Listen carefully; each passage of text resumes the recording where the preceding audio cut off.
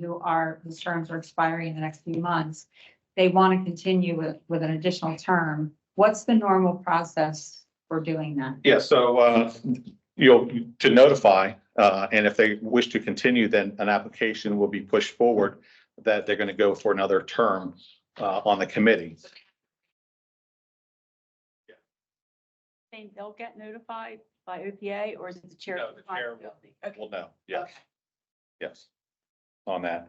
And then, of course, the same process will go through once again through the chair, the liaison, and then it goes through the process of the board as far as for approval on that, and the signature ultimately goes to the for the acceptance of the individual or declination of the committee, if they're going to be put on the committee or not.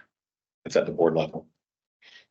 If they are currently a committee member, I don't know if the process is different for naming somebody secretary or chair, or do they have to, if somebody's already on the committee and we're gonna make them the new secretary, do we have to go through any particular process, or is that within? No, there's no That is within That's the. within the committee. It's within the committee. We were saying secretary committee. Well, no, we have a secretary and chair. First chair. Correct. Yeah. Yeah, correct. Point of order. So as far, if you're electing a new chair, Yeah.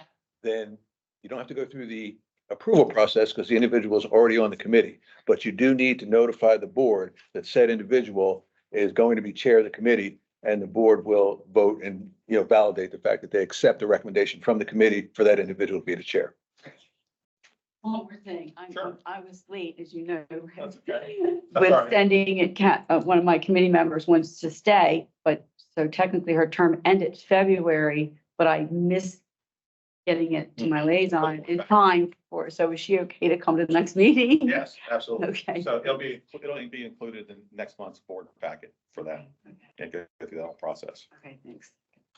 And if anybody would like, and I can tell you right now, we are doing some updates on resolution C01. We've had a first reading, and we're going to have a second reading in April for a final vote on that.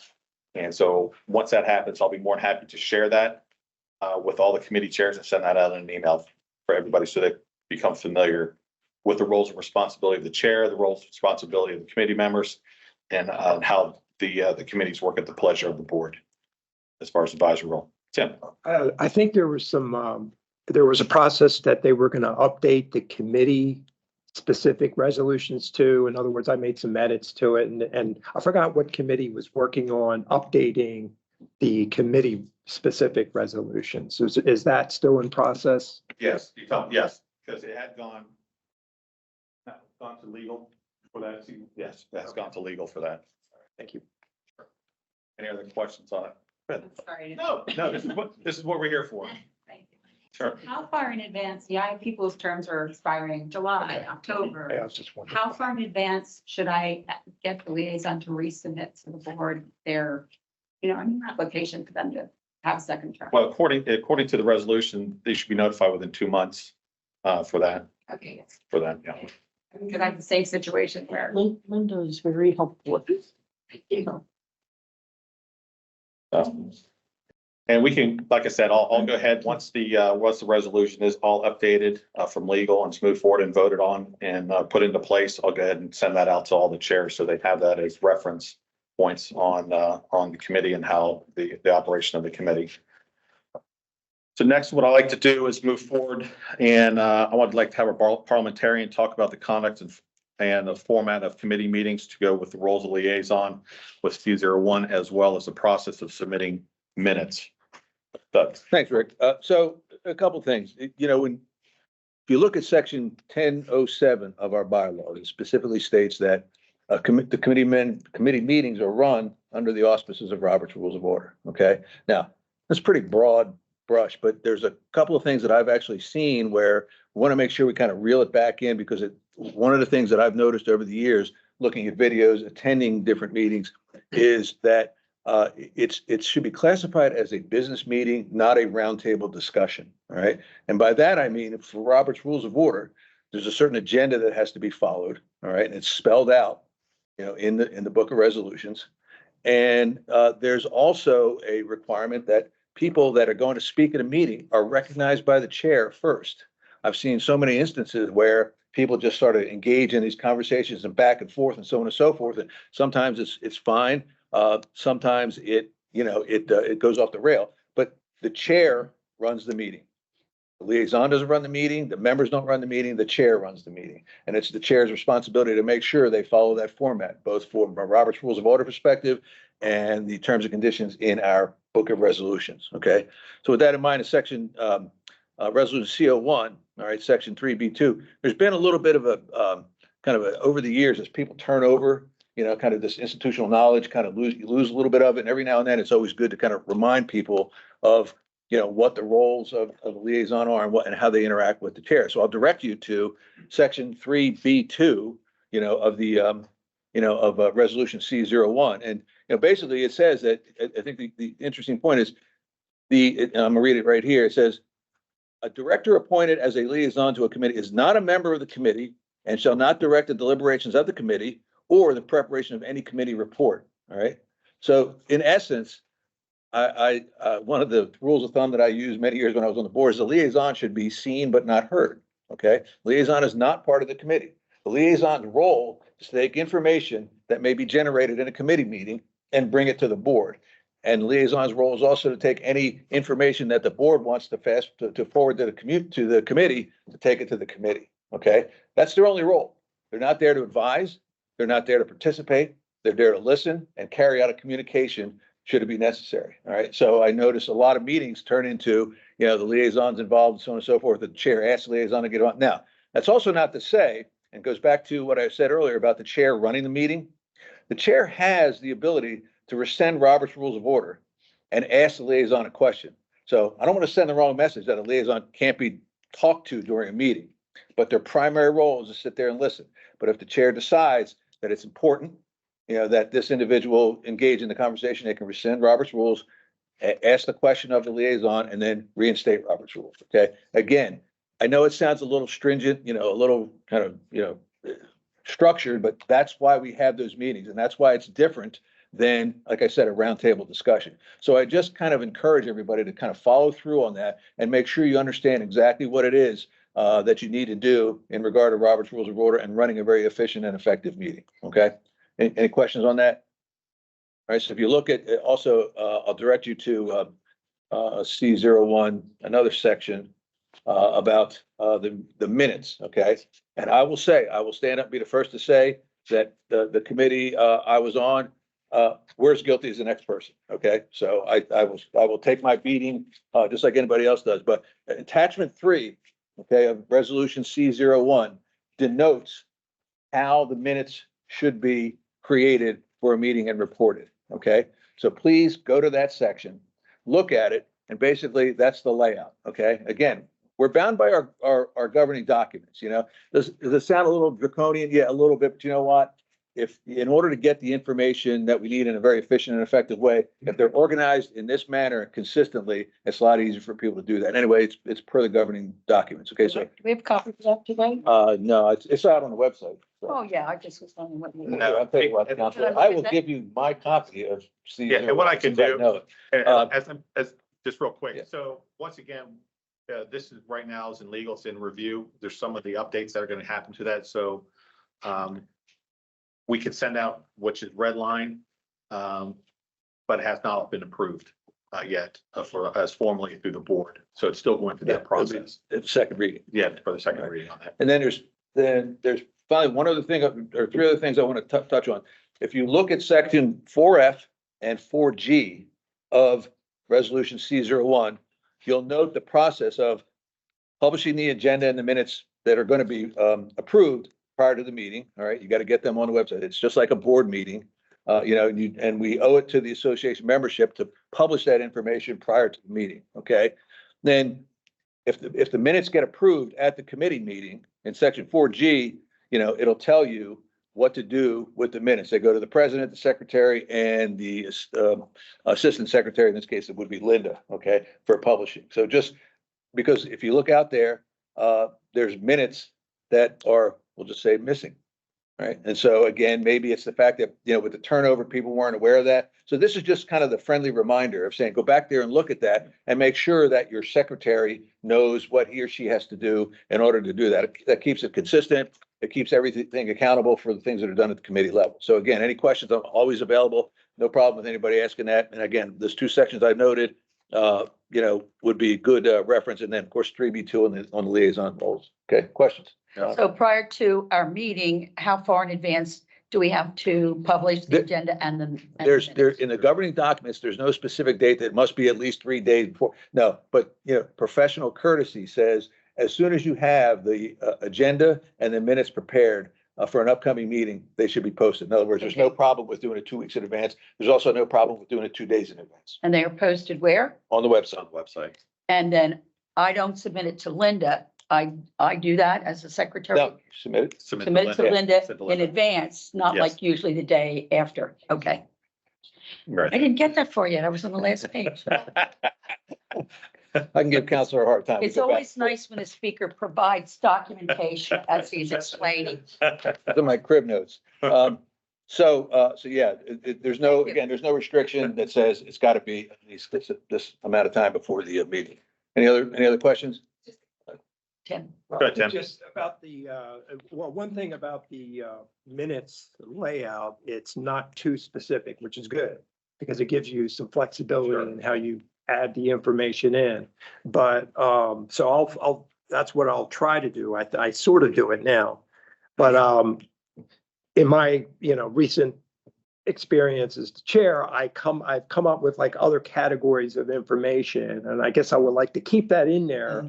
But I guess as long as it's within the certain outline structure of the the Yeah, resolution. I mean, if you look at it, it could fall under item 5, Right. okay? In Mhm. other words, there's a lot of flexibility there, which says you can, do, I'm sorry, item 5, topics discussed. So I guess, the only point I'm making is there could be a lot of like subheading information under these. Yeah. Yeah, you're not restricted in any way. Yeah. All right. Other questions? Linda? You sure? You can ask. Go ahead. I don't want to be. No, ask. No, this is what we're here for. This is a general discussion for all of us that we all learn. So I'm trying to just clarify what Doug was saying about the posting of the agenda and the minutes. So prior to the meeting, a professionally courteous amount of time prior to the meeting, you post the agenda and the prior minutes that have not yet been approved. Correct. Okay, and then if the minutes get amended at the meeting, you send an amended version to it. Correct. Right. Or the original version that got approved in the first place. Yeah. Okay. That's what I just wasn't Right. clear. If we. Whatever gets approved by the committee. So it's been approved, so we don't post that at the same time as the agenda. That's what I was trying to clarify. No. After the meeting, one of the items on your agenda is approval of the minutes, okay, of the previous meeting, Mhm. okay? If you approve that, that information gets sent to the president, the secretary, and the secretary for posting on the website. No. All you're posting, The agenda. yeah, they are. They are, but not getting posted. Okay, yeah. For example, you're gonna have a meeting in April. Yeah. Okay, let's say you've already had so in April, you're gonna put an agenda out for the April meeting, plus the minutes from the March meeting that have not yet been approved, okay? So the people know what's gonna be discussed, okay? Then, when it gets discussed, okay, it moves from an item on the website called agenda, that gets deleted, and it gets moved into committee meeting minutes in another section of the website, because now it's approved. Again, I just want to make sure I got all that. We take the minutes that were taken at the March meeting. We don't do anything with that until the April meeting when it's been approved. Yeah, And at that point, we submit it to Linda. That sounds No, different. no, Not right. No. You are going to publish a set of unapproved minutes along with the agenda, because they are an agenda item for that meeting. Which is approval Okay. of the minute of the previous month's minutes. And people need to understand, these are unapproved minutes that will be discussed at that meeting on that, as that agenda item comes up during the meeting. Okay? Yep. Now, is somebody gonna lose their mind because the minutes didn't get published with the agenda. I certainly hope not. All right, but it is something that we should be doing to be Right. consistent. That's why we wanted to have this discussion for everybody else. Committee members. Yeah. Because I thought, why bother Linda? Yeah, as far as that goes, So it- so the general public can see. Yeah. Yeah, Yeah. again, when you get an opportunity, matter of fact, you want this, here's C01. All that information's in I there. can, Resolution but I C01. can send it to you. Actually, that's the old, that's, Yeah. maybe we don't give her that one This because, is the old. yeah. Yeah. This is the one that does, we've got a first reading from this past board Right. meeting that's in there. That's why I say it's up for review. So it's updated, where it says liaison report, apparently. Okay. Which is for a long. Other questions? Clarification. Is it okay if I send it to Michelle and the liaison only? Or do I officially have to send it to you and Linda? Any of the agenda or the minutes? To get it to Ocean Times, I sent it to, basically to You can- The Michelle. way we were told, You can send it, you can send it to, are you talking about after everything is done? Yeah, Everything is approved and all that, then you can send it over to Linda. well, if is Michelle okay, I guess is my question. John. Laura, go ahead. The guidelines we were given by, Josh was that, Michelle is the point of contact. And we CC our liaison Right. Okay. whenever we communicate with Michelle. Michelle is the one who posts them to the website. If there's any, thing that she doesn't do, she then notifies Linda in her, duties to do that. Cool. That is what we were told And- as the committee guideline. In a sense of flexibility, it really reads, approved minutes shall be submitted to the president of the association and the committee's liaison and the association's assistant secretary for posting on the website. All right, so you're sending it to a title, not an individual. Website to say otherwise. All right, well, then they need to be fixed. Yeah, But the we'll idea take here care is of it. that, you know, it doesn't say send it to Linda, it sends it to the secretary. So if somebody's sitting in for Linda. They were trying to that's all you're doing. streamline it so Yeah, that so we. you got enough flexibility there. Nobody's going to, have any consternation on that. So just tell Linda if we're doing something wrong, or tell Michelle will tell us when we're doing something wrong. Yeah, we'll get, Yeah. you won't be doing anything wrong, Tim. Yeah. You're fine. Okay. All right, That's it. like I said, once that gets approved, hopefully after our second reading on C01, then we'll go ahead and get that sent out to all chairs so they can have that as reference. So moving on, we're going to go ahead and start with the discussion and highlights of our annual reports by the committee chair and or their designation. First up, we have aquatics. And Sure. I'm just gonna hit the highlights. Yeah, everyone you know, does. 4 or 5 minutes of highlights, Okay. and you don't have to read verbatim, but kind of just go with an overview of your report. All right, well, the key issues for aquatics is safety, policy, procedure, and pricing. Making sure that all the equipment is maintained and safe. To work on staffing, especially making sure we've got enough lifeguards, marketing, and special events. The biggest issue that we had last year was at the Swim and Racket Club because of the narrow steps getting in and out of the pool. And the main problem wasn't so much the steps, although they are narrow and rickety for older people, which is the majority of our population. The biggest issue is that the little kids play on it and go in and jump on it, jump off of it. The shallow end of that pool is not shallow enough for kids to stand up in. So they've either got to be swimming and floating, or they're going to be on that set of stairs, jumping in. So there's a bit of danger for the older population that are trying to get in and out of the pool with all the kids around. Now, we've been assured that the lifeguards are keeping that to a minimum. They're telling the kids to get off.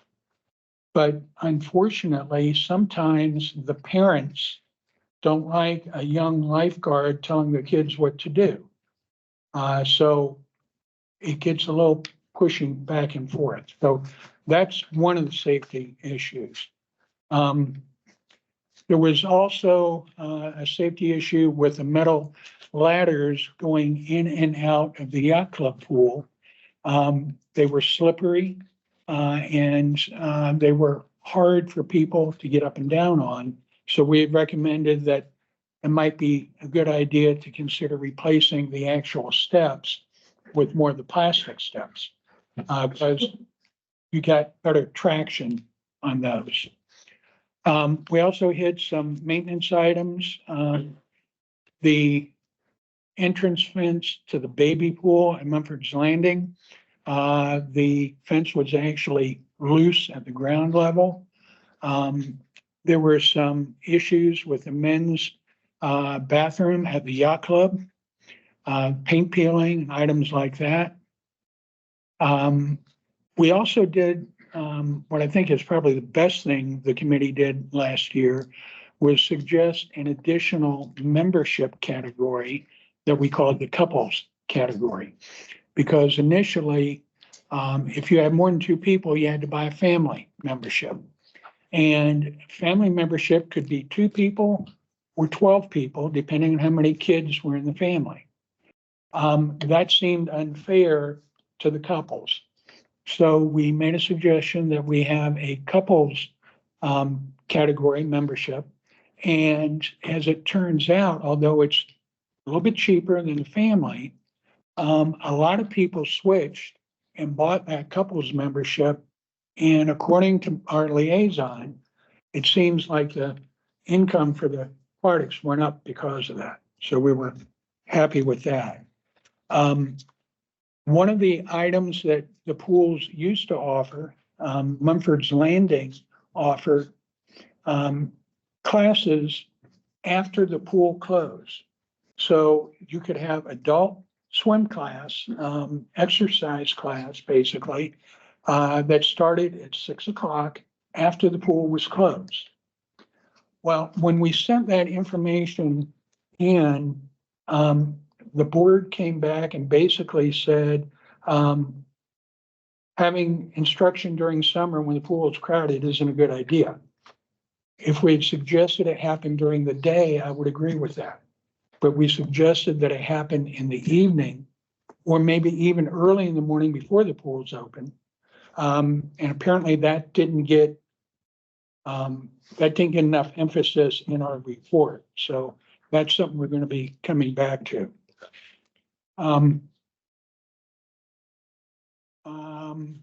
We tried to help out with the lifeguard shortage, but fortunately last year, that problem kind of went away. And I think the last thing is just communication. And this is between any of the committees and the department heads to try to find out exactly what the committees can do to help the department. Is there something in particular that the department is going to try to do or needs help with or whatever? But we're not allowed to talk to the department heads, and we understand that, because in the past, there were some issues with that. But we would hope that there would be some way to get a better flow of communication, whether it's through the liaison, department head, whatever, back to all the committees. And that's pretty much it. That's all the highlights. Thanks, Gary. John, architectural review. Okay, I too, I'm not gonna read the whole thing, but there's a couple of things that I wanna put emphasis on that we did last year that had some major impacts on procedures going forward, dealing with the management of violations. There was back in, I guess, May of 22, the state approved a new law regarding due diligence process and for dealing with violations, what the rights of the homeowners are in that process. And in May of June of 22, we started looking at it and see if we could try to meld what the new law said in with our current MO1. And at some point, we got some information that the recommendation was going to be made that legal counsel would take care of that whole process. So we kind of put it on the back burner. So what happened was the law was enacted and it was to become effective 10/1/2022. 10/1/2022 came and went, and we still had no resolution MO1. So that's when we kicked it back into gear. We did a rough merging of the two documents and presented in January of 23 a modified resolution that we know is going to get a lot of back and forth comments.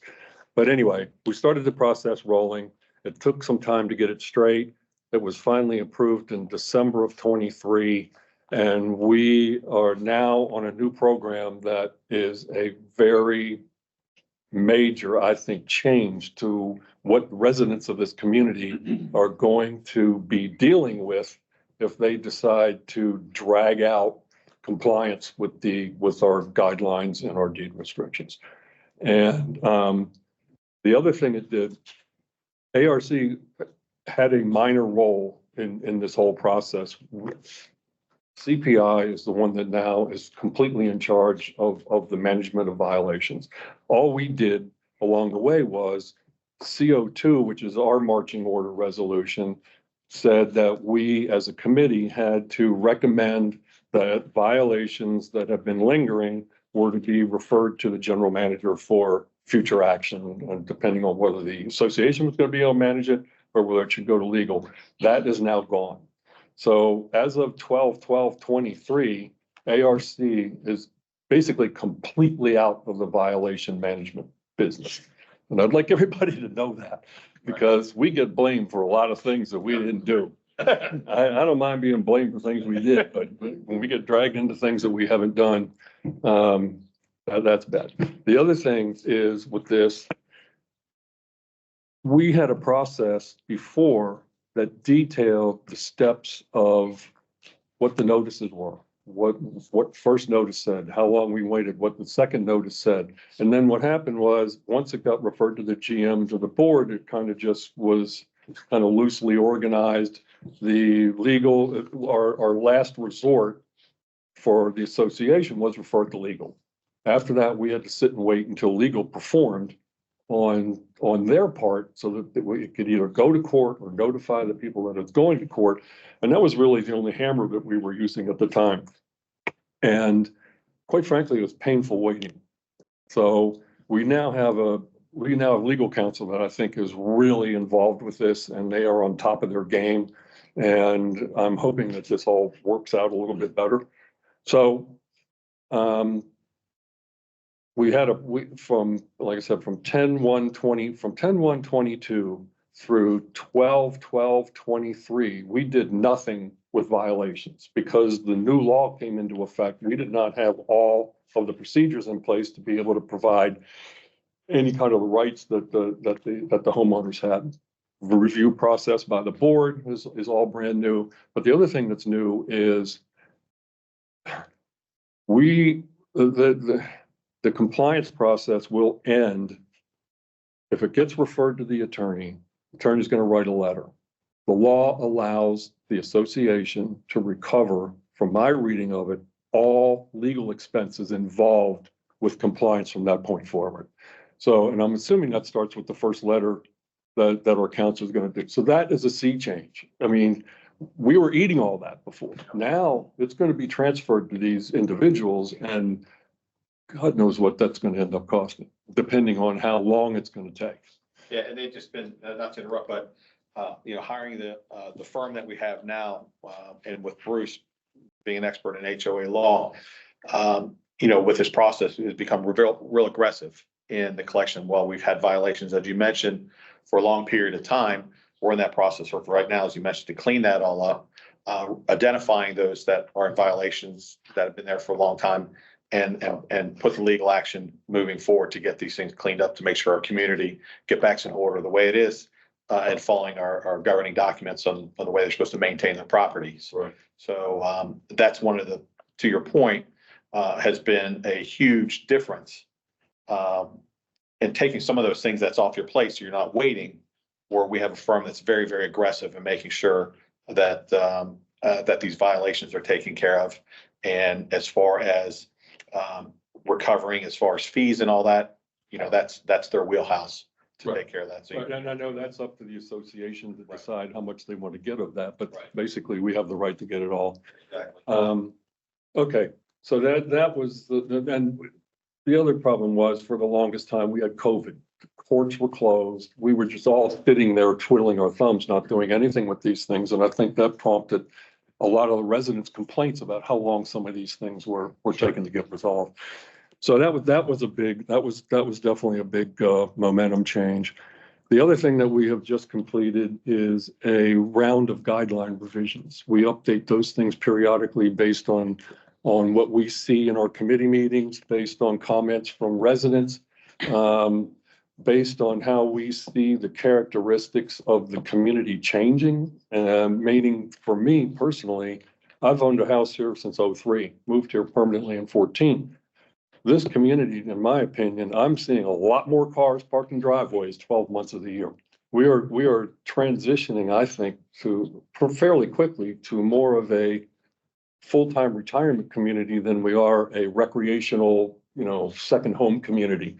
And what that means to me is when you look at a violation that's across the street every day, that's gonna stick in your craw a lot more than if you came in for the weekend and saw it. So I think that is happening and creating more of the complaints we're getting, and we're trying to address some of that.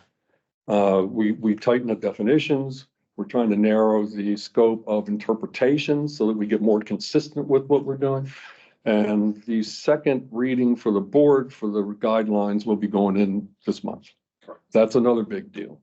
Other than that, we sign, it's my responsibility, ARC's responsibility to sign all the permits that come through, all except for trees. CPI does that. So my report here says, if you look at the permits, you got 174 tree permits, 624. That means one of us in the ARC signed 450 permits last year. So that's a big job. That's pretty much it. I mean, we're out of the violation. We're concentrating on variances and exceptions. And we are still monitoring the tracking list for violations, but we're not getting involved with any of what's going on here kind of stuff. And I have to agree also with you, John, on your perception of the community is changing. It is. And I also noticed that there are, more families, more kids in the neighborhood. So that whole demographic has changed too as well. With buses that you see running through the neighborhood. So I have to agree with you on that. And we hope that with these folks that are here full time, that they will understand and take care of their properties like they're supposed to. And maybe them getting more involved with that and understanding our governing documents is definitely going to help with that. So I do thank you for your report. We have more people coming in saying they've read the guidelines and they understand what's going on and they've limited what they're asking. But we still have quite a few coming in going, I never heard of these things. Well, they're given, as you know, they're given a set of all these governing documents. And they buy That's what we from. say. So they might be like going right in a file cabinet, Yeah. unfortunately. Mine's in the attic. Hers is in the attic, so. I just call Linda. Make sure she's not in a violation.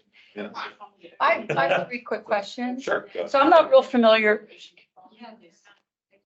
Hold on a second. Oh, your table would be interesting. Hold on a second. Go ahead. Sorry. So this is addressed to you, John, and I'm Donna McElroy. So my first question is, do you have the citation for that new law that I would like to certainly look at it? I don't have, it was originally called HB 615. It was the House Bill 615. Okay, so what I might do is I might shoot you an email Yeah, you can do that. and that'd be good. You can do that. And I'll send you a copy because I've got an Okay. email copy. I can Thank you. send. The second question is, do complaints come in directly to you? Sometimes. They go to you by email? I get emails. I will get limited number of phone calls. Somebody will call into CPI and they'll say, go ahead and call me questions about what can and can't be done. I'll get complaints from people. It's Okay. got a variety of, And then different. my last different question, which always seems to be my question. The whole process is dependent upon neighbors squealing on residents, correct? That would be, I hate to put it that way, but if someone has a complaint about what's going on, they can make a phone call or a contact as anonymously, and it will not get out. But what typically happens is all the members of ARC, when we have an agenda with violations and, not violations, variances and exceptions, we go look at the property. So we see what the circumstances are that we're dealing with at the time. We make sure we're going to make a consistent decision. We're going to make sure we're dealing with the property owner properly, with the neighbors and the whole thing. And in our drives, we will drive and we will notice violations and we report them. Other people will do the same thing, but basically that's been one of the stumbling blocks is people don't want to call on neighbors. And I can understand. To me. Thank you very much. Okay. I apologize. I was thanking him as well. And I was hoping he was going to be at the Ocean Vines kickoff because I thought, wow, there's a lot of information here. Oh, that's the I wasn't expo. aware. Honestly, I kind of look at that as being something where you're going to make people happy about being here with the amenities. And I didn't have that. I know after I thought about it, I thought, maybe you don't want to be there. But thank you. Thanks, John.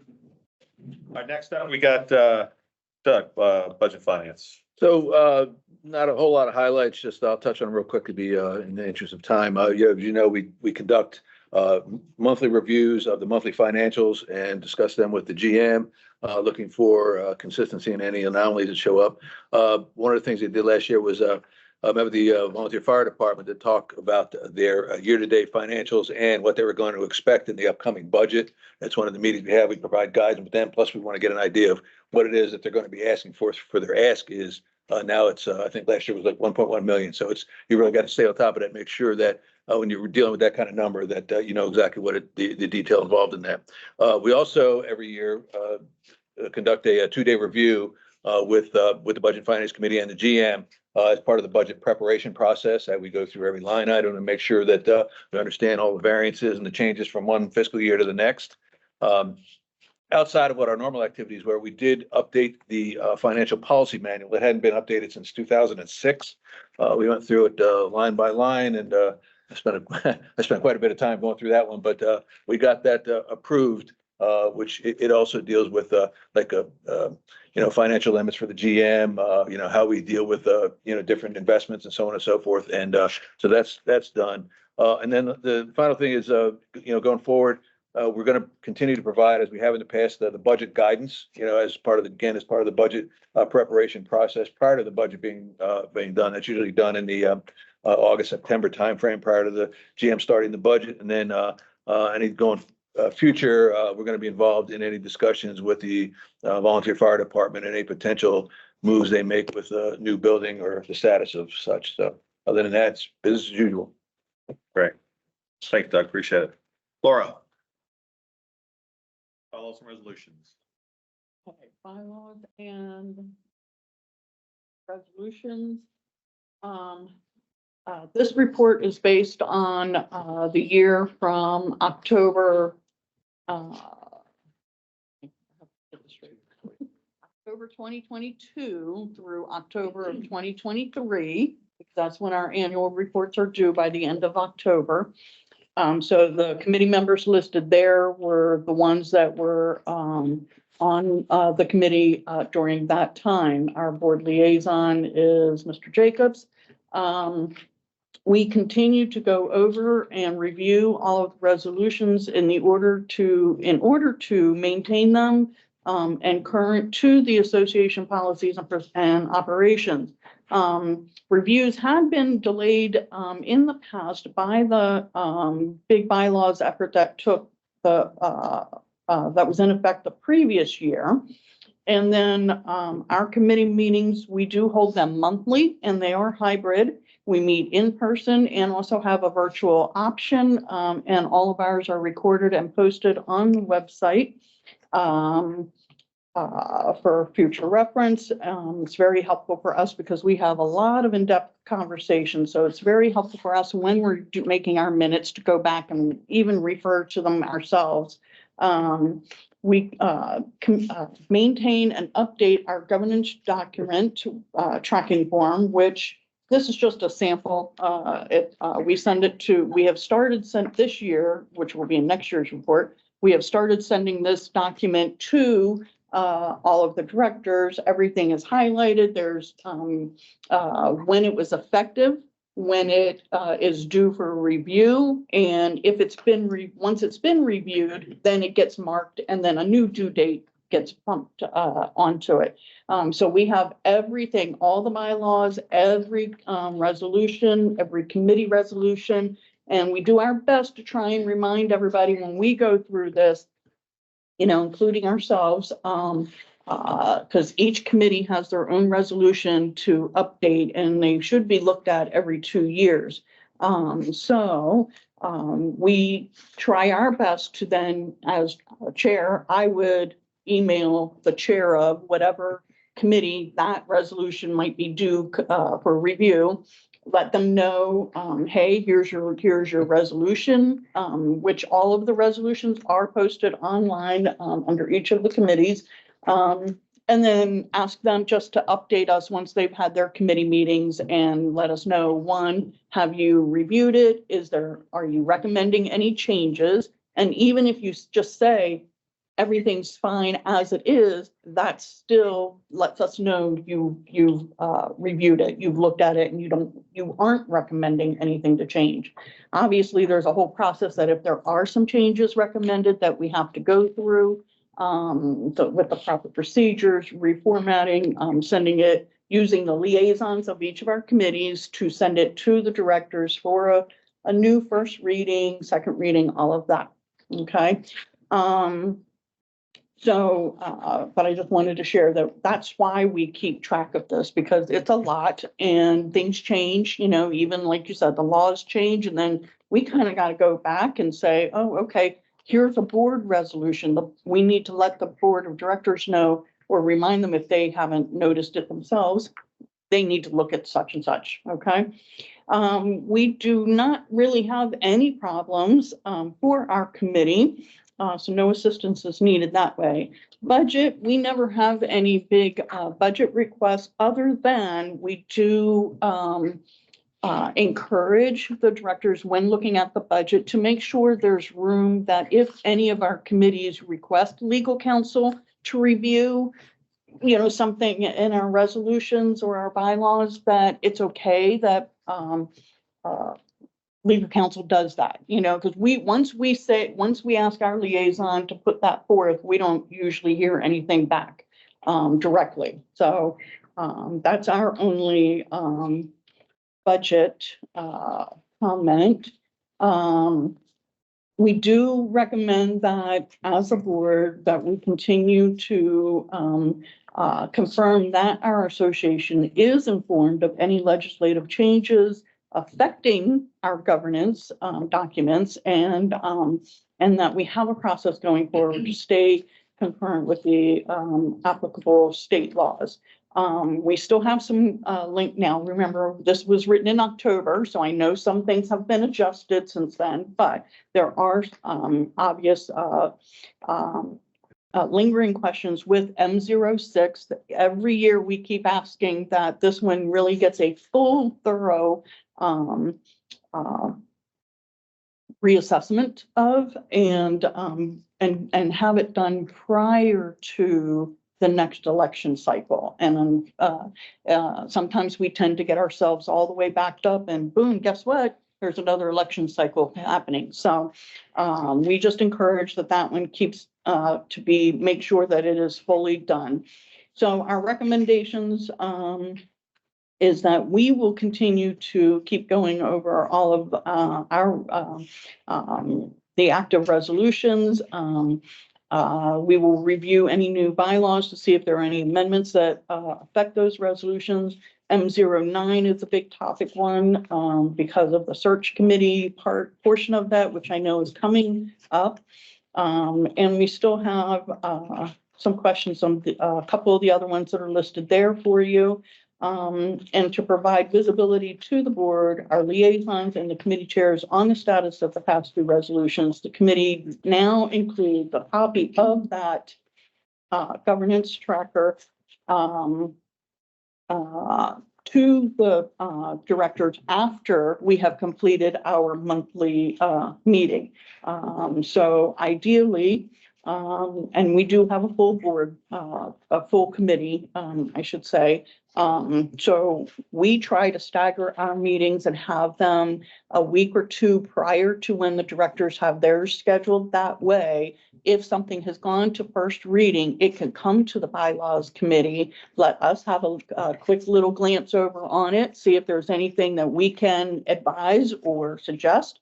And then it can still have a second reading at the very next directors meeting, if that's what is chosen to do, but at least we'll have had an opportunity to give some input on that.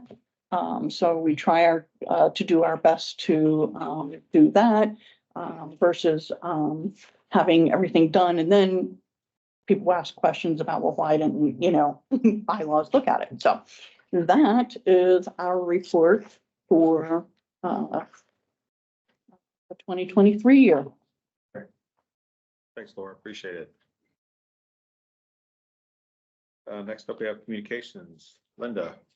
Hi, all. I am, the report that was submitted for communications was submitted by the prior chair, and I can reiterate some of the things that she reported on here. But I also would like to update you on kind of the focus that we have right now based on our charter. I was thinking, Doug, I'm going to specifically address you before I jump into this to say, in the world of not being a brainstorming or, I mean, when you put a bunch of marketing people and communications people in a room together, it's very hard to ask us to just have a business meeting and not come up with creative ideas. That's kind of our thing. So, Bring a gavel. So here's our committee, our big initiatives for last year were primarily advocating for doing research on, including market research or community research on the idea of the electronic sign, which ultimately, that was a long, many years process, but ultimately now we're at the point where we're about to have one of these signs and get that process going. So that was something the communications years. The other big initiative that we had last year was the contest for the vote signs to try and encourage people to vote in the board elections. So we had a contest with the community, got people to submit. We had adult and youth versions to submit their creative signs for encouraging people to vote. We picked winners and we had the signs printed and posted throughout the community. And that was a committee effort to support the board elections. That's one of our, in the charter, one of the things we're supposed to do is really help get out the word about elections, town hall meetings, like that. So that was another big piece of ours.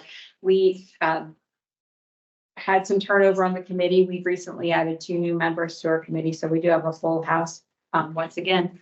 But I think the biggest thing that sort of came out of our minutes and was just a little germ at the time these minutes were, the report was submitted in October and is now full-fledged thing, is the Ocean Pines Day and working with that committee. Part of our charter is fostering community spirit to promote a positive community experience and encourage volunteerism. So this is something that I think our committee takes most to heart, and we are closely involved in the Ocean Pines season kickoff event. And I think we would like to do more and see more of those kinds of things.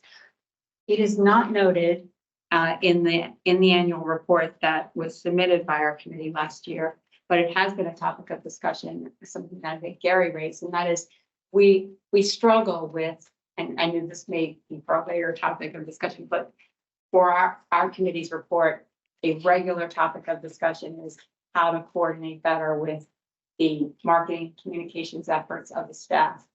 How can we be in a role to support what they're planning or needing to do that rather than kind of going on our own tangent while they have a marketing plan of their own. So that's something that is a regular item of discussion. However, will no longer be an item of discussion in the minutes because we're going to be much more business-like going forward. That's my report.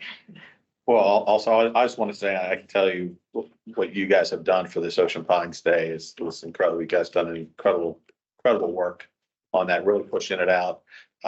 And being able to get a lot of sponsors and a lot of participants in here to highlight the community and the great things that we have here. I mean, kudos to you and your team, Gary, doing all that. I mean, it's been incredible. And how you guys have really put that together and weather permitting, I think it's going to be a great success.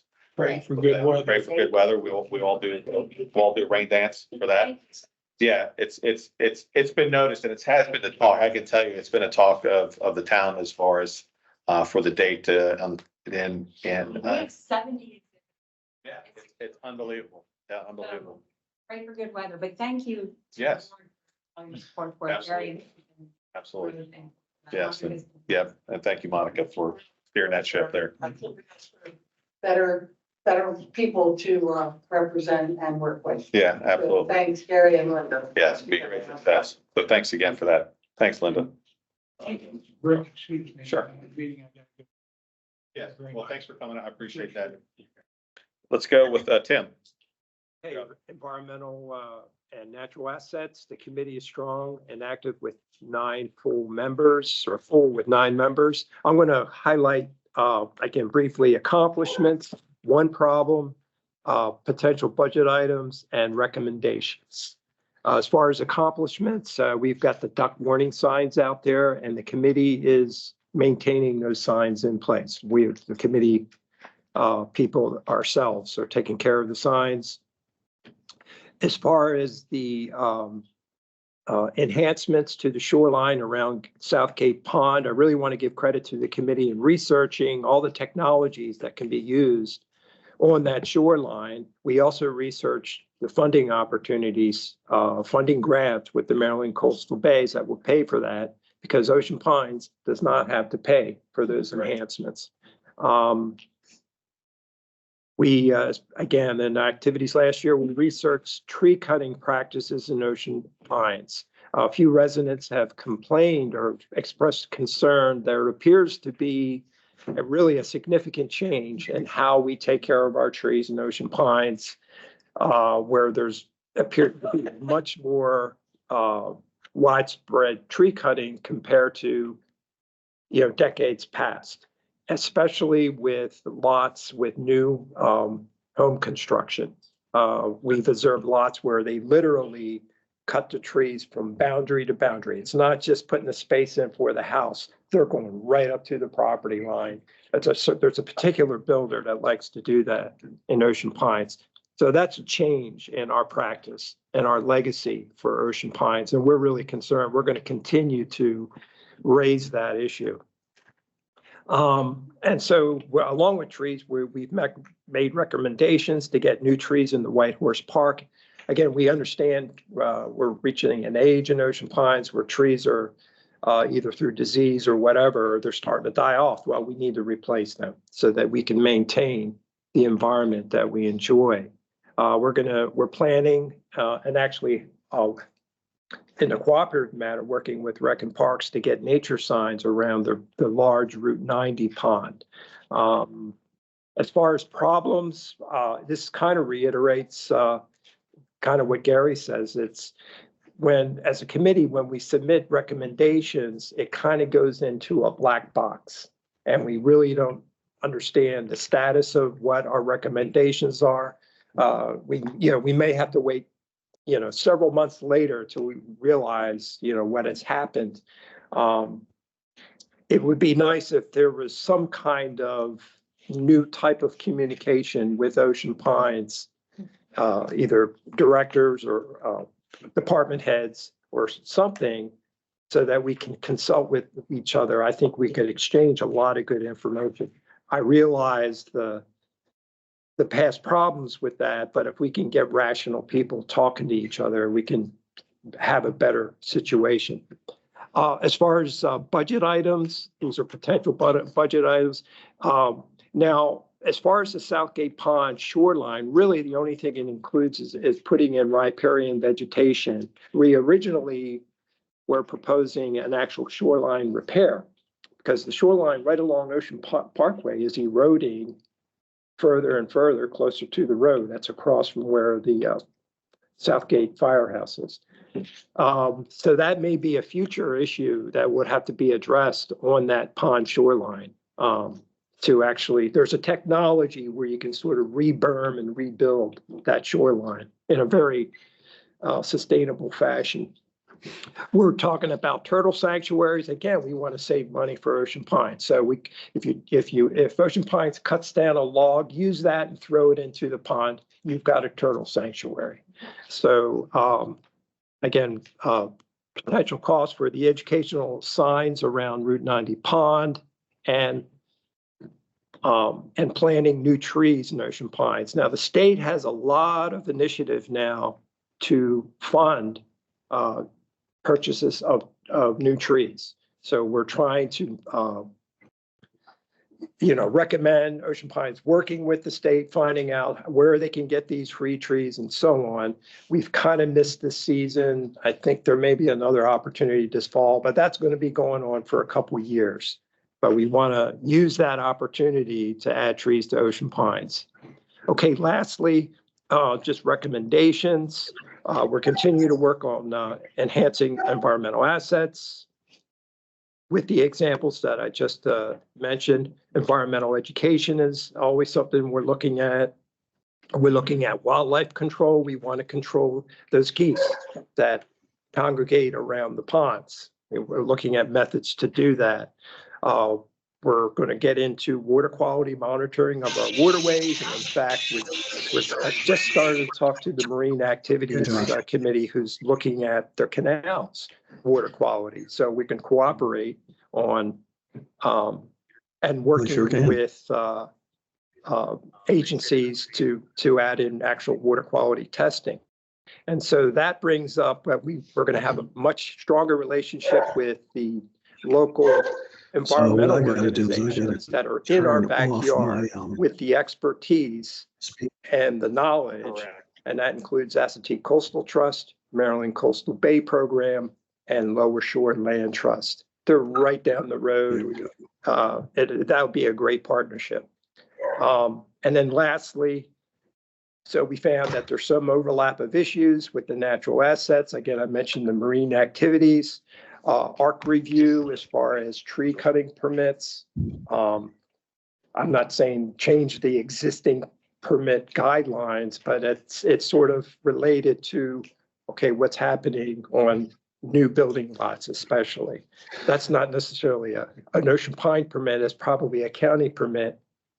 But that's all the relationship that we're concerned with. It may overlap with ARC review and recreation and parks. We're going to work together to get some nature signs and any other natural enhancements of our parks. And that is all. Thanks, Tim. Hey, just real quick, you mentioned like reforestation. Is there anything that you may be aware of, maybe from a county level, where you mentioned about lots getting totally cleared? Right. Is there any like where they have to plant certain vegetation or trees? Right. So that after home is built. Right. So there is a category of lots within 100 feet of a waterway, and that's under the state critical area laws. So that's much more strict. So homes that are on a canal, they have to, when they build that house, they have to put down a deposit. And to get that money back, they have to agree to plant new trees back on there. So that, and the county oversees that regulation. So that's a county issue. That's really not an Ocean Pines because of the state law. So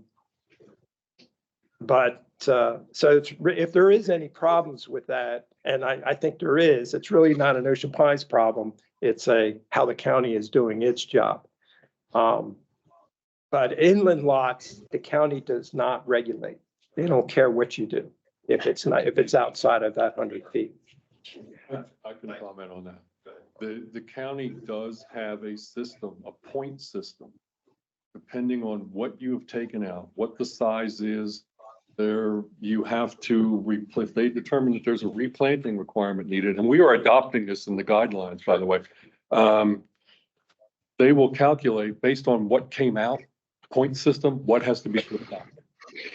And we've adopted that system just to be, Josh Vickers is a arborist, I think, too, who can follow all that. So he's basically our tree guy. And you're right. A while back, we had a serious problem where trees were just being knocked down everywhere with no permits. And we tried to get out in front of that. We changed the application process to where the homeowner had to be involved and had to basically come in or have their signature notarized on the application that they knew trees were being taken out. As far as new homes, there is a defined limit of clearing on every new house. Now, somebody goes and takes the rest down. The problem is you only see that one after it's been done. Right. So it's kind of a hard thing to keep up with. You're always catching up rather than getting out ahead. And it's a change of practice. I mean, obviously there's trees existing in Ocean Pines. Obviously that didn't happen decades ago. And I think it's sort of a new trend where especially one particular builder just likes to clear cut. And that's not our tradition. So. Well, the county should come in and inspect that and make sure that they did not exceed their limit of clearing. And I think we will do an inspection on that too. But anywhere you're within 100 feet of water, right. That is the state and the county. That's Right. That's all critical area wetlands, and the 15-foot buffer off of a canal. That's definitely a no-no.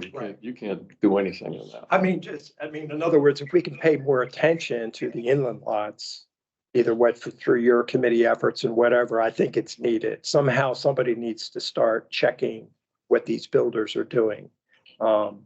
Because it's an obvious change. Yeah, that falls with CP as compliant permits and inspections. Right. The permits go out from there. They do the follow-up inspections, and in conjunction with the county, county does their inspections. Ocean Pines does theirs on top of that. So these places are being inspected like crazy. But right, like I said, when trees are taken out, that's an after the fact thing you've noticed. And We're good. We can table that for a bit. Is Tom able to get on live phone? Yeah. You want to bring him over here? Yeah, put him in the middle so everybody can hear him. Okay, Tom, you're.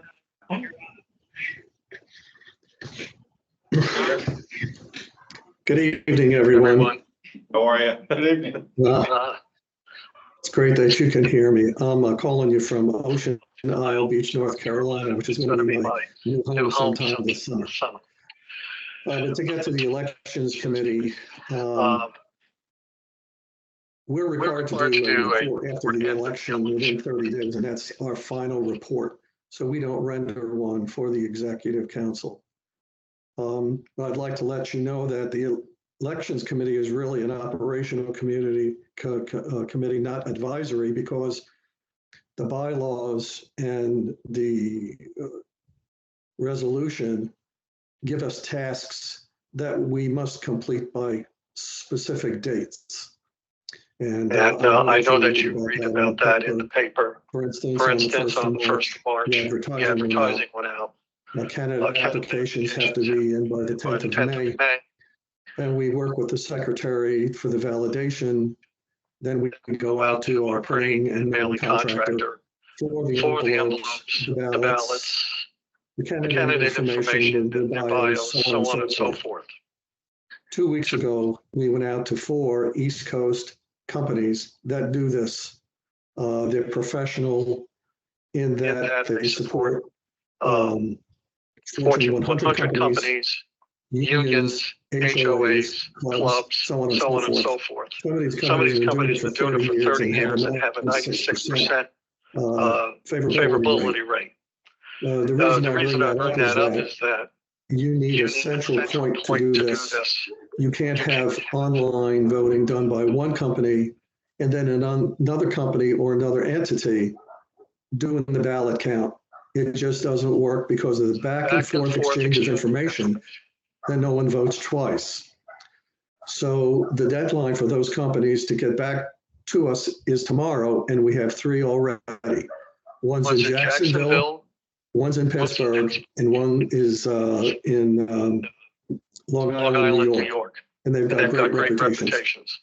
So going forward, what we will do is we will gather that data, put it in an Excel spreadsheet, make a recommendation to the board after we have an elections committee meeting. As for MO6, the resolution for elections and referendums, that had been reviewed. It's been reviewed by council, and the first reading was at last Saturday's board meeting. So what that did is that gave us some flexibility. Didn't change anything in the bylaws because we need a referendum to change bylaws. So we're confident that we're going to kick this election off. It's going to go very well. There will be few delays in processing. And of course, we're going to keep the ballot box in the police station because it's been used for so many years by so many people that we feel that it needs to be retained. And what we will do, we will overnight express those ballot envelopes, which we have no idea of what the voter has done, to the company for, they open them and do the adjudication. And there will be an envelope to every lot owner in Ocean Pines. And we're reaching 8,600 people now. It's quite enormous amount of data to go out. So I wanted to let you know that that's about it. You'll be reading minutes of our meetings, and you'll see advertising for the election in conjunction with the Communications Committee. And that's about it for me, Rick. Great. Hey, thanks, Tom. I appreciate the update on that. One question. Go ahead. I'm really sorry, I'm not going here. Have you received, after elections or during the process, have you received any complaints from residents that they have not received ballots in spite of the fact that they've been owners in Ocean Pines for years? You would be amazed of what we went through during the last election with emails, phone calls, so on and so forth. People don't keep their information up to date, particularly their emails. So what we did is we did a workaround. And if someone said that, I live in Anne Arundel County, I didn't get my ballot. What we did is we made arrangements for them to get their ballot envelope sent to their Ocean Pines address because they come down here for the summer, or they can pick it up at the admin building. And we're going to follow that practice this year. Okay, thank you. Thanks, Tom. I appreciate it. Thank you. Have a good night, everyone. You too. All right, golf, you're up. The golf community, we had a good year last year. We plan to have a good year this year also. We don't have the updated from golf. No. Thank you. I was looking. Yeah. You caught me. You all have that from Mr. Frank. Yeah, Frank will get it to us. He's on a cruise right now. But just a few highlights as far as improvements of the golf course in 2023. We had the restrooms that were repainted. We had the gazebo between the 12th and 13th hole was rehabbed, and that had been there for decades, and it was almost falling down, but Public Works came through and did a great job. So Taylor Bank was very pleased with it also during the Taylor Bank tournament. Our golf course superintendent, Justin Hartshorn, and his team, they've made significant headway in continuing to improve the conditions of the course. We saw an increase in membership last year, both for the women and men, and we are very favorable this year. We're going to have another increase as far as juniors, as well as the women and the men. The cart paths, we had some widening of a few of them, especially on the 7th hole. There was some, the 8th fairway, we had some weeds they were taken care of as far as the fairway was concerned. new plantings, first tee box in the 7th green. So they look good from aesthetic aspect. We had new tee boxes and extended tee boxes on holes number 7, 8, 15, and 18. There have been 5 new fans installed, especially during the summer. The Maryland State Golf Association reevaluated the course a few years ago. Bob Beckelman, our PGA golf professional, received the report, and we had a change of handicaps on 4 of our holes. And our hole number 2, the handicap's been changed to hole number, is now the 7th hardest hole. Hole number 3 is the 11th hardest. 15 is now the 10th hardest, and 14 is the 12th. And that'll be reflected on the new scorecards. This will be published the 1st of May. As you can see in the lobby here, you have postings of Ocean Pines Men's Golf Association and Ocean Pines Ladies Association events. This past year, charitable contributions, we had the AGH Foundation. We had a very successful, in fact, it was the most successful Pink Lady event, breast cancer awareness. Money for that. The Golf Members Council raised over $10,000 again in scholarships to local high school graduates. Toys for Tots, we had another successful contribution to that back in late November. We also support the Veterans Memorial Golf Tournament, which is very, very successful here in Ocean Pines. The Ravens Roost Golf Tournament, which is May 31st, which has been very successful. They give out college scholarships to our local high schools. Then the Merrimack Foundation, which gives out well over $20,000 to charities every year. All this is lent to an increase in the membership last year, and again, it will occur this year.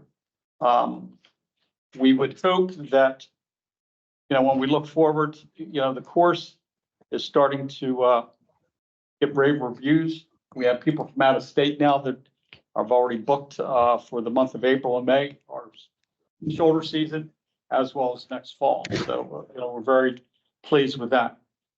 We know that you'll continue to support our general manager, Mr. Viola, as far as, what we need here on the golf course to continue to make it successful.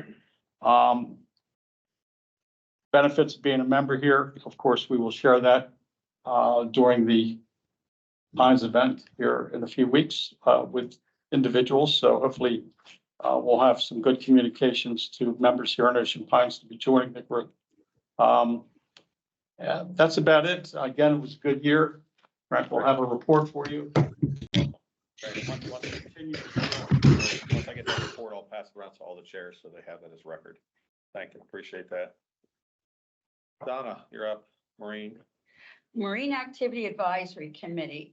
Our report indicates the individuals who were members of our committee as of last October. Jerry Luders is no longer with us. He was an outstanding member of our committee. We now have a new committee member. His name is John. What is it? Cascio? Cascio. Those Italian spells. Cascio. He was appointed February of 2024. So we have a pretty big committee here. We now have 1, 2, 3. We have 9 members of the committee, and everyone is very active. Everyone's brought in a great deal of background information, have great ideas. Last year, our major activities were soliciting input from the residents, and that's through the weekly Ocean Pines email. We had our committee member at that time was John Latham, and he pretty much coordinated all of that for us. We just open-ended question, anything in the community regarding activities or our canals and our waters you'd like us to attend to. We would receive the information, we talk about it, and then we would discuss how we would go forward. How could we, what recommendations to the board? And then every person that communicated with us received a response. And that's been very successful and has led us to get involved in other areas. For example, we continue our partnership with the Assateague Trust and with the Maryland Coastal Bays. And, we're trying to work with the Environmental Committee. In fact, we discussed putting our tables next to each other at the expo so that we can share information. We have, we've become concerned about erosion, and this will be moving forward on trying to find a way to recognize what needs there are concerning the depths of the canals and what we might be able to do with the board. So we'll be working on that as well. We are also working with to clean the waters. And so the two things that the one thing we did in the previous year was the oyster project. And I'm sure everybody's familiar with that. You can purchase seedling oysters, and I think it's something like 50 gallons of water are cleaned by an oyster in a day, and it's a great way to keep our canals clear. But when Coastal Assateague Trust came to our meeting, and we try to encourage people in the community groups in the community come to our meeting, and they teach us, and then we can turn around and partner with them. So what we want to do with them is a new clean water project. And so there is a kit of water testing, and then they're $60, but there's 10 tests in a kit. So we're hoping to be able to either get the community's residents to participate or come up with another way to fund this so that we could get people to test their water. Another project that we are involved in with the Coastal Trust is you can put this app on your phone. It's a swim app, and they get information about the quality of the water and how safe it is, how clean it is. So if you want to go swimming, and I believe it's anywhere in the country, you go onto the swim app and you can find out how clean that water is right there. So we want to try to get that out to the community as well, so people know that these things are there. Those are our major projects. One other thing that we wanted to do, and we've reached out to other committees. In fact, Ken and I, who's a new member of our committee, went to the, what's the name of that? It's not aquatics, it's the anglers. We went to the Anglers Club because Jeff was there. And we talked about a number of our projects, and we raised the question to them is, what's the difference between 6 miles per hour and no wake? And Ken had done a great deal of research. So one of the things our committee did through our liaison was to reach out. I think John and Jeff both managed to get us new buoys for out here around the yacht club, so that you're no longer going to be seeing the 6 mile per hour. You're going to see no wake. There's a significant difference. And in fact, it's actually 6 knots, because that equates to, I think, John, you said approximately 6.9 miles per hour. I'm not sure. However, no wake is no wake. And that means that it's less than 5. So that's another thing that we're working on. I'm going to end there so you can continue. With the, No, any that's great. questions? That was great. Great Thank you. report on that. All right, Bill, you're up. Yeah, thank you. Good evening, everybody. First, I'd like to thank my committee for all the hard work they do. They make my job easy. Done a lot over the past year. I'd also like to thank our current liaison, Jeff, and our former liaison, Doug, for the support they provided for the committee as well.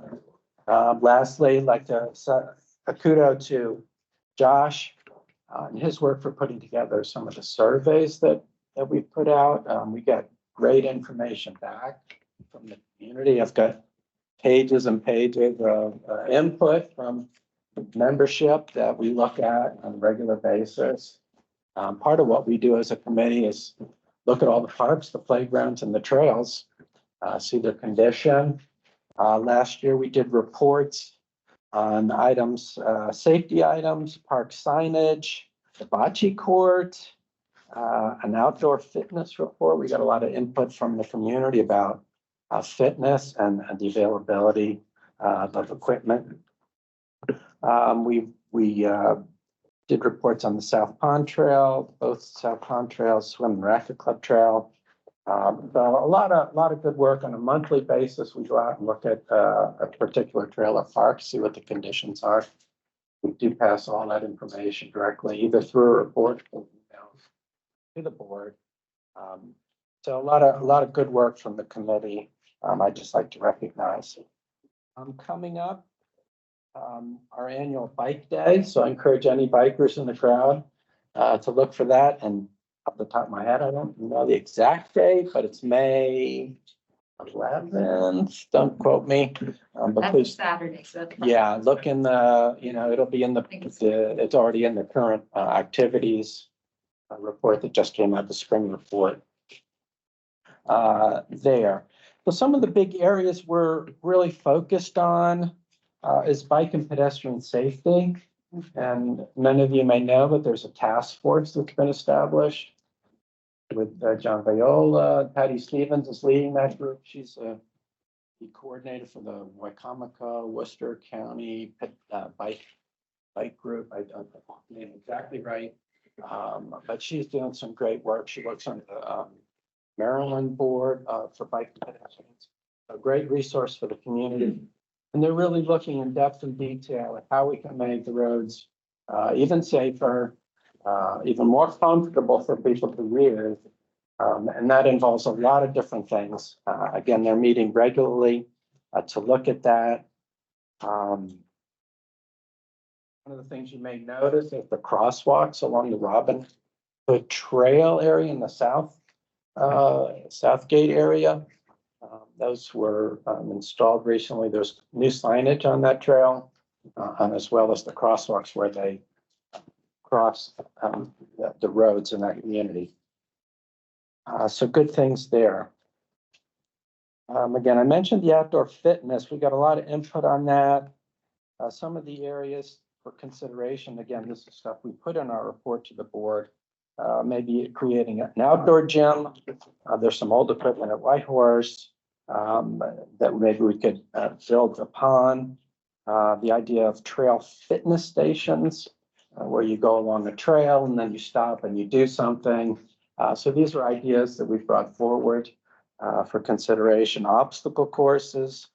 Again, I don't know, what's the name of that ninja thing that they do nowadays?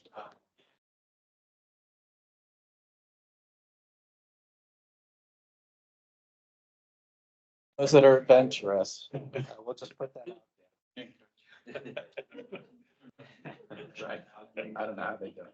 But anyway, one item that continues to come up, and I've heard some discussions at some of the board meetings with the GM, et cetera, is the abandoned tennis court at the Swim and Racket.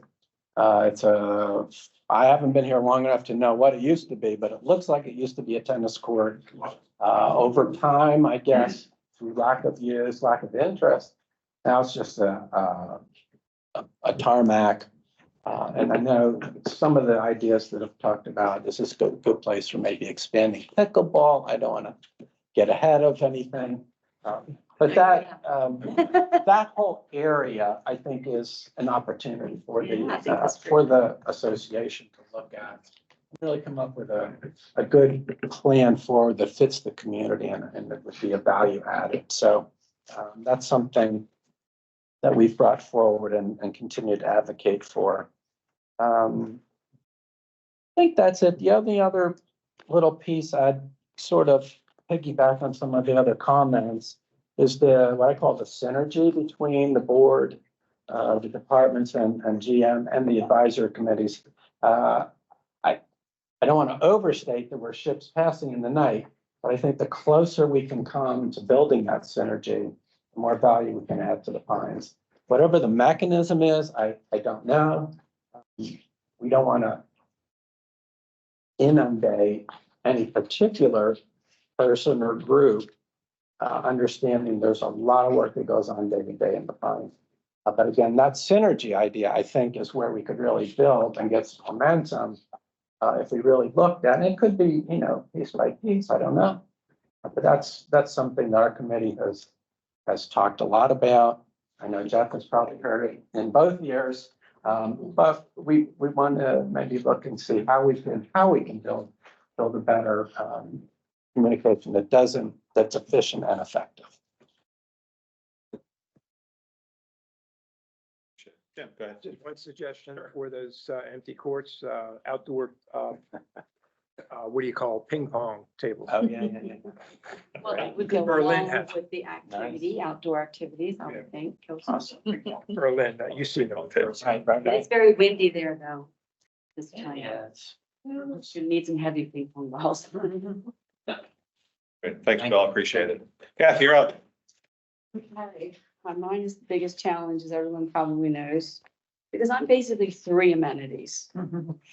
So it's been a real challenge. And I wrote this report after I was in the position of chair. So, I'll just review it. They've had major activities in 2023 or just in 2022.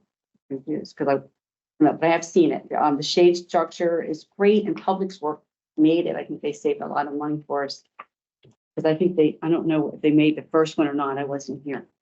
But so it's nice. So they have one that's in between the tennis courts and now they have one on the other side. But unfortunately, shade, it's a huge facility if anybody's been there. And that's why I think the initial tennis club was where you're referring to by the pool. But now it's all moved and I'm sure they're not going to move again. So you're. What else do we have? Unfortunately, the director of racket sports was sad. So that you put more pressure on us with lack of communication. Unfortunately, Walker's come back. What I thought was gonna be a part-time position, when now he's taken the director of exports, so thank goodness, because we were at a loss. Problems. And some of these really seem pretty simple, like an intercom system or alerting players like they have it, we like to reference golf because golf is so successful.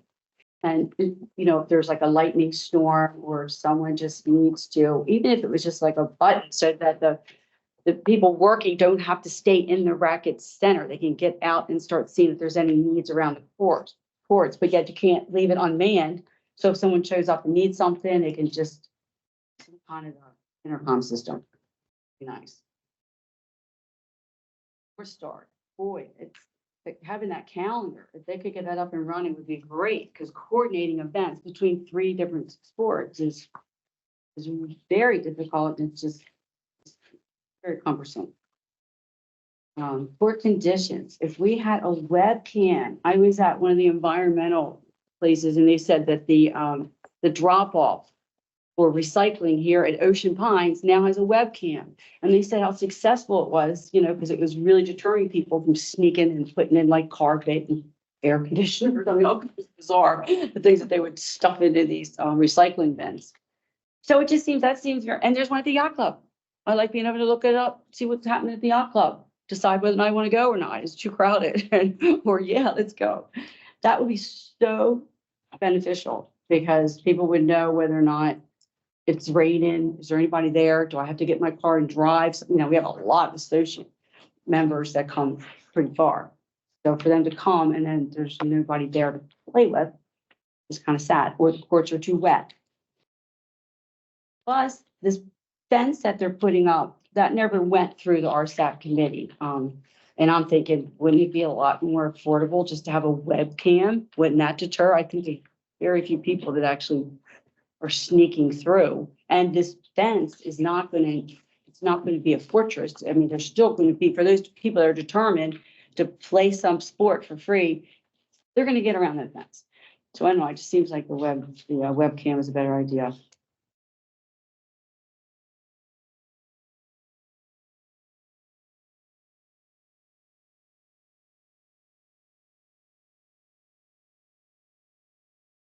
Problem for the men.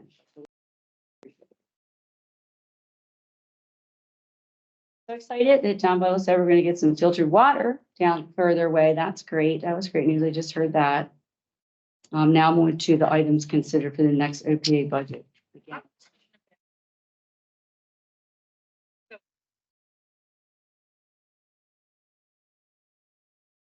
Now, the fact that the old building's up for renewal, what do you mean by that, renewal?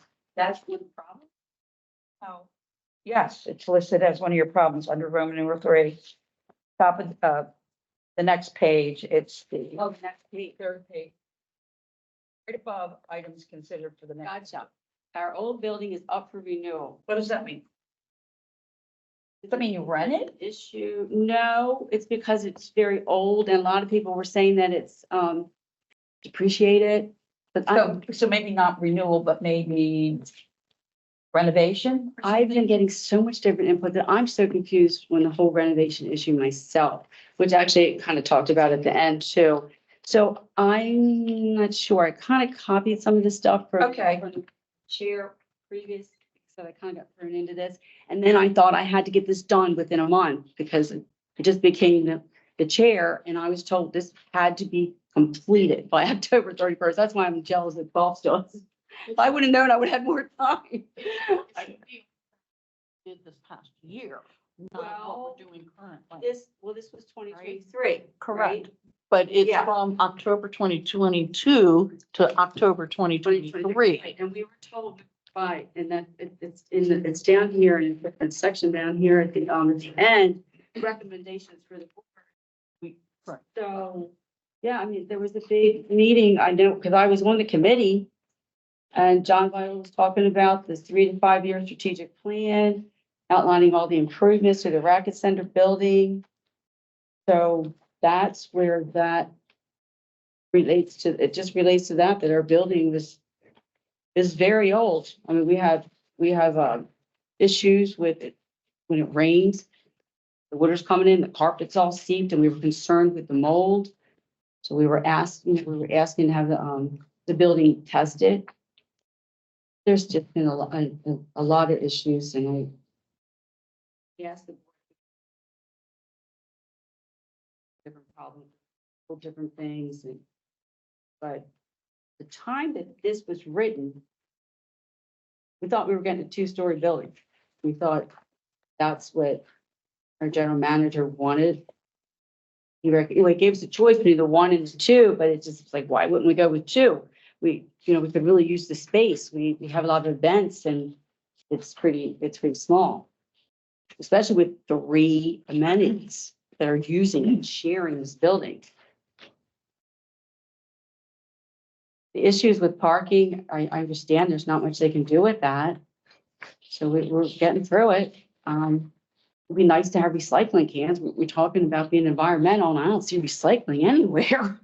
And especially at the Racket Center, there's a lot of water bottles.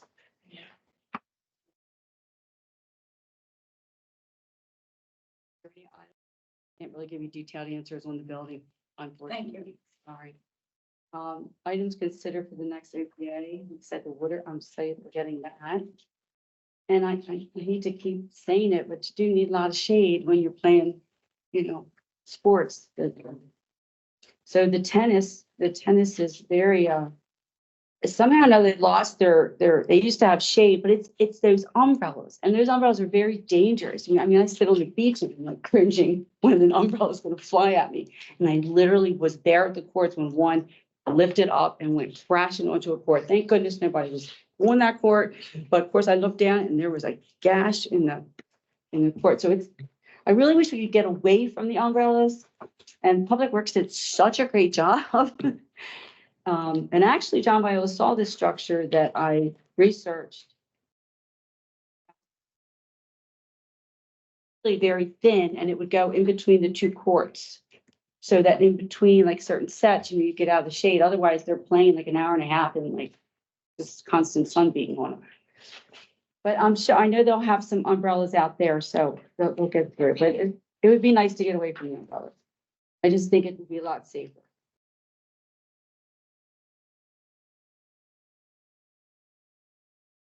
Lighting for evening play, that would be nice. All the paddle courts have it. There's some old lighting for tennis, but it really doesn't work well. Just the angling of it, and it's old school. Like my husband and I ran the tournaments to try to to generate some funds for the Racket Center, and we cannot use it at night. It's just not, you can't really have a fair tournament like that way. And then here was our proposal for the 2-sport combo, but we all know that didn't happen. I'm not sure I understand the motivation for this 3-sport only option. If I did, then maybe I could better guide the committee and so we could try to find some kind of a solution. But I don't understand the motivation. So that's another challenge for me. And then the last challenge is, again, I've heard so many different restrictions and I know I was on the committee and I was one of the people that voted for the 2-story. I do know that. And we were told that we couldn't really expand. But regardless, we voted for this 2-story building. And then I've heard that John Bilo got feedback elsewhere that said we didn't want a 2-story. So again, I'm not going to go on with that. This is just an issue we're dealing with right now. We'll get through it. I have to agree with a lot of the other chairs here. I feel that if I was able to communicate with the director at the time, then the confusion of these membership never would have happened. I think things would have gone so much smoother. I mean, and I'd like to know that maybe the director didn't want a 2-story building, and that's great. I would have loved to have spoken with him and found out his reasons. I'm sure we would have. I think there would have been a lot less misunderstanding and confusion and a lot less complications and people showing up at the board meetings. So I'm really just trying to work with everyone. And now I'm really confused because not only can I not talk to the manager, now I can't really talk to my liaison. So I'm going to remove the liaison report that I thought I saw, because when I became a chair, I went and I was looking at everybody's meeting minutes and trying to get the best structure. And I thought I saw one there. And even Colette Warren said, yes, that's fine. So we'll it's just another hurdle. I don't know how to communicate. Oh, I'm doing the best I can. I have one other question. Mhm. Is spec tennis fall under paddle?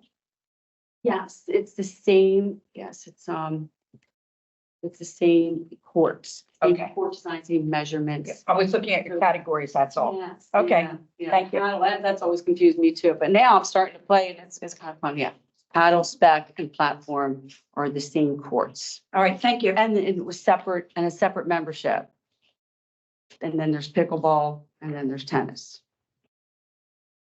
Tennis is at a much higher rate, as everyone knows, and then there's the pickle and the paddle are the same rates because they have the same surface court, so technically it's the same amount.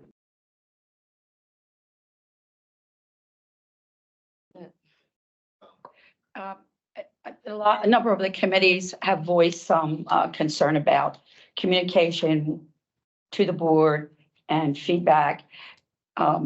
John's been on our board for a long time. We have been persistent. We don't let our questions go unanswered. I think we have an incredible communication with the board, and I'm not sure if it's just our persistence or what. We don't allow a question to go unanswered. So I just want to say thank you to the board for that. And let me add That's a- kudos to that as far as golf and Steve Jacobs back here as our board liaison, our communication commissioners, but excellent. Can you give us some advice on how to better communicate? Well, what normally happens if there's a request, I could tell you like, whether it's John or whether it's Jeff or whatever liaison, they will send me questions that they have and I immediately send them straight to the GM for answers to those right away and timestamped right away. As soon as I get them, they're on the way. So if there's anything that you want to answer, whatever it is, and I funnel straight to them and I copy them on it so they can see that has been taken care of. Any question that has to do with anything regarding your area, it immediately gets to the GM in his office for questions. And he's pretty good as far as getting back. I don't expect him to get back right away, but he does on a timely manner get back with to answer the questions that are happening. So Absolutely. I didn't mean to refer that. I'm just saying I came forward and I had a lot of different input. So, understood. but yes, absolutely. If I talk to John directly, definitely. Like I said, he came and he was right away. Oh, you need that Yeah. water fountain, got it done. So that's not what I'm referring to. Okay. But the golf is very successful. Who is Bob Beckelman? He is the PGA golf He's the professional. pro. He's the pro. He's our pro here. He attends your meetings I'm sorry? and he attends your meetings. Of course he does. That's great. And our I net wish- superintendent I at wish- times I does wish our too. manager or director of rec sports could attend our meetings. That's what I was gonna say. That's is what I think we're trying to say here. I don't Not have any your complaint report's about wonderful. board communication. No, me Our either. liaison is awesome. Me either. She answers us, she gets things to Rick, he gets things. I think where a lot of us struggle is the staff people who are responsible activities to what we do, we're not allowed to speak to them. So if they're doing something that we're conflicting with them, we don't even know. I Well, mean, what it ends up doing is there might be some missing information that goes on. That's why it's important that you work directly through your liaison to get any questions answered. Instead of like, if you ask John specifically a specific question and then there's other things that are asked that might be missed. So just trying to, follow our governing documents on the protocol, the chain of custody, if you will, if you want to call it, that if there are questions, that you go to the GM and the GM will go to his director and get those answers for you. it seems like a perfectly logical way to go. Because he's the operations side. And so he will take whatever is out there as far as recommendations from the advisory committees. And then get with his director and say, hey, this was posed by X committee. What can we do with that? Or where are we at with that? Or where does this stand? And that's the protocol that has to be followed. Sometimes though, we could save staff work. I can give you an example of this from the OPA day thing. Because we were trying very hard to keep that firewall intact and we've, I think, pretty well mostly done it. But there were things we were hoping to, to get help promoting the event.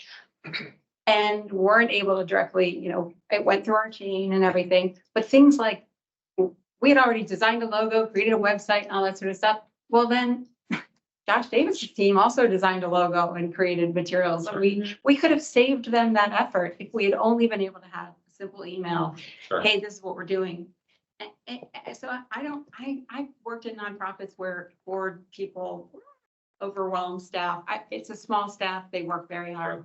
I don't want to interfere with that, but I feel like we could save them time, save them money, and we could better support I don't want to tell Josh what his goals for communications should be, but I'd love to know what his goals are and how the communications committee can reinforce them, amplify them, support him. So I just wanted to say, it's not our board liaisons have been wonderful. And this thing, and anybody can see that this chain of, committee chair to liaison, to board president, to GM, to staff person, and back the same, going 5 steps to kind of get a simple answer for one simple question. It is cumbersome at best. So I just wanted to. Okay. Yeah, and thank you for clearing that up, because that's what I was trying to say. It's not the board. And Rick, you've answered our questions right away. Yeah. This is from the past and it's just, I'm just confused. We'll That's try to all. try to work on that and, I can get with GM to see if there's anything we can do to speed up communication process.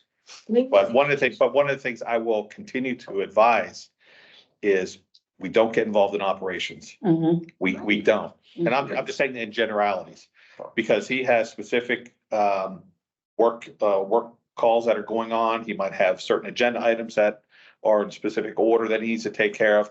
And I know he wants to get things done. I know he does. He has a passion to make sure these things get done. So it's easier if we funnel specific questions straight through the liaison, through me and right to him, and then him to his director. Yeah, let me add too that, as well intended as, your comments are, there are many over the years that I've been on the board, 7 years plus, and, there's tangible examples where, and I think you mentioned it probably 30, 40 minutes ago, where you have rational people engaging in conversations. I can tell you for a fact, there's not always rational people engaging in conversations that were giving direct orders to staff, where the GM at the time had to step in, which in one case in particular, cost us some money, because, and I can't say I wasn't part of the conversation, so I can't say that their intentions were, well thought out and for the good, but we had a significant problem with committees engaging with staff, and it was nothing more than a problem. Okay, so to Rick's point, even though you say you could have, it's a very good example, you could have saved some money. The best way to do it is keep that communication channel open between the liaison and the board. That's it. That's the one, that's the sustainable one. Because as soon as you get into the staffing side and then as far as operations go, it will fall apart. It will fall apart. I don't think having to us is what I'm suggesting, Doug, rather than us. If they said to us, here's what we're working on, great, I won't do, I won't do it, or I'll do something that will. And the genesis of that communication would be you asked a question through the liaison, they got to the GM, and GM told the staff person, reach out to this individual, give them the details. That's the genesis of that conversation. It's clearly, there's PTSD about whatever happened with this previously. I would call it understanding, a deficiency and correcting it. There's no PTSD about it. I didn't mean to get you upset. I just wanted to share that in talking to other committee members, this is an ongoing Discussion part. So I agree with everybody, everything that was said here. I guess to help what everything we're saying, maybe if on the operations end, if they could be a little bit more personable, let's say, in communicating back to the committee, as Linda just suggested. And we still need to have those controls exactly, Doug, from what you said. I agree. But maybe there could be a little bit of communication back to the committee. And meanwhile, we'll always protect our end and not interfere with their work. So as a suggestion to help resolve it. And Tim, to your point, I would use Donna's example, persistence. It is. If you don't get it right away, there's nothing preventing you or restricting you from going back to the liaison. Is that, hey, I had a question and I'm anticipating a response. Can you help me out? When will I get a response? You might have to do it 2, 3, some number of times, but Donna's point is well taken. It's persistence. Okay. At one meeting, we drew up about 9 questions regarding dredging. Very specific questions. Gave it to our liaison, eventually got to John.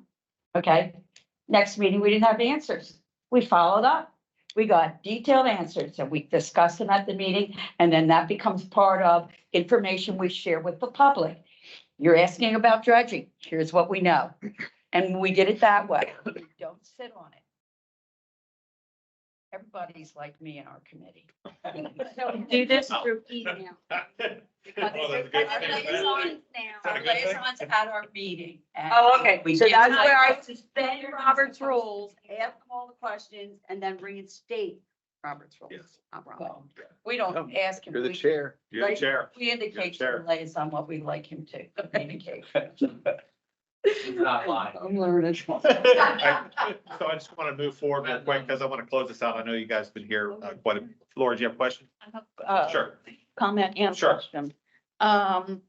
So is there a timeline, and forgive me, I do not have every single bylaw and resolution memorized word for word.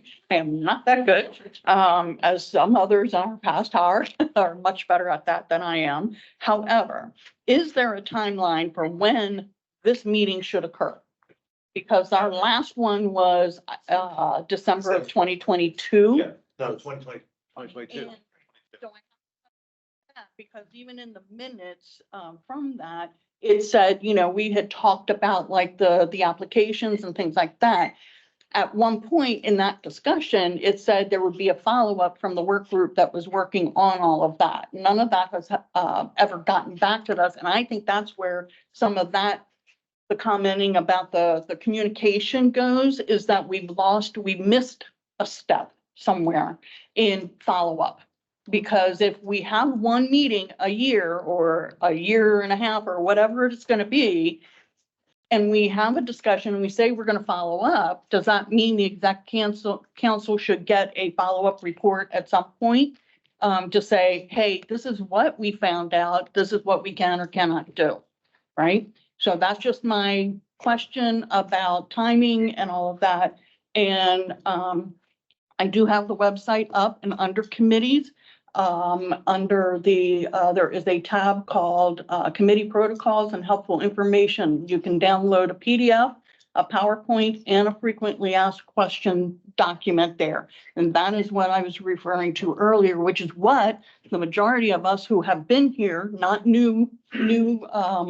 necessarily newer chairpersons, have been following, because it was mandatory and issued to us to say, because that is where it explains the using your liaison to communicate with anybody further, that we are only allowed to talk to our liaison, and our liaison has to pose any questions, whether it's to the directors or to the GM, anything outside of our committee. That's all in there. It also talks about how we have, how we can request if we want to have a virtual option for our meetings, and all of that. There's that video there too that explains how to do it. So many of us have been following that for over a year now, because it's dated, it was updated in the beginning of 2023.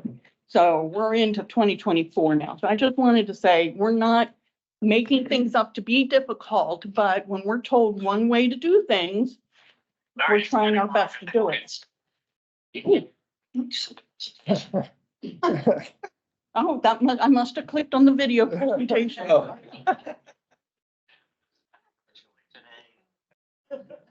So Okay. the meeting minutes for this meeting, that's not going to get approved for a year from now? Till the next Till meeting. the next Till the executive. next executive People council that were meeting. even attended. That's Right. standard. Yeah. We Okay. won't do. We all know that I had a Right. discrepancy here, so I just thought that was kind of unusual. Next report. To October 2024, which will show what we did from October 23 to October 2024. Yeah, it's just hard to approve minutes that were We'll set. a year, That's what different and people. we'll send them out before that. Right. Wait, I mean, I don't know, it's just a suggestion, Hold on a that's what the bylaws are. hold on, go ahead, Doug. Hold on, go ahead, Doug. Go ahead. So, and this might be the impetus to have one more meeting, sooner rather than later. And I don't want any answers right now. I'm going to plant a seed. Okay. Last year, we talked about videotaping, okay, the committee meetings. All right. And I also put together a draft retention policy for those videos and meeting minutes and so on and so forth. Think about whether or not we want to make that consistent across all of the committees. Every meeting is virtual, every meeting is recorded, and there's certain retention criteria. It's a concept. That's all I want to say. And maybe we'll have a meeting for that, but think about that, because I've had so many people say, boy, I couldn't make the meeting. I would love to have seen a copy of it. Other people said, well, gee, because I'm being videotaped, I might not really say what I wanted to say. So there's both of those arguments. Right. And so, Right. that's why I just want to plant the seed, because I'm going to ask to have another executive council meeting sooner rather than later. And that might be one of the topics. Hey, just real quick, we don't have. He resigned, left without, unfortunately, giving us a report. So scratch that and search. We don't have a report on that. So as far as next item, as far as relevant or in discussion topics, I just want to advise the chairs and their committee about the appreciation dinner that's on the 11th. Looking forward to seeing everybody there, because your contributions to Ocean Pines will be well received at that point in time. So right now I need a motion to adjourn.